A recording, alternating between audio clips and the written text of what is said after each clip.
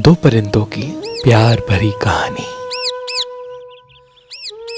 एक दिन तोता बोला कि तुम मुझे छोड़ के उड़ तो नहीं जाओगी। मैना ने कहा अगर उड़ जाऊं तो तुम मुझे पकड़ लेना। तोता बोला तुम तो उड़ने में मुझसे तेज हो, मैं कैसे पकड़ सकता हूँ। बस इतना कहना था। मैना रोने लगी और रोकर अपने पंख तोड़ दिए और कहा अब मैं कभी उड़ नहीं सकूंगी और हमेशा तुम्हारे साथ रहूंगी। कुछ दिनों के बाद एक जोर का तूफान लगा। तोता घबराया, मैना घबराई। तोते ने कहा हमें किसी ऐसी जगह पे जाना पड़ेगा जहाँ हम तूफान से बच सके। मैना ने कहा मैं तो उड़ नहीं सकती, ऐसा करो तुम चले जाओ। तोते ने कहा हाँ ठीक है, अपना ख्याल रखना। और वो उड़ गया और किसी महफूज जगह पे छुप गया। तूफान थमा, तोता उड़ते उड़ते वापस आया तो क्या देखे, मैना मर चुकी थी और दरख्त की शाख पर लिखा हुआ था कि काश वो एक मर्तबा कहता कि मैं तुम्हें छोड़ के कैसे जाऊं, तो शायद मैं मौत से पहले न मरती।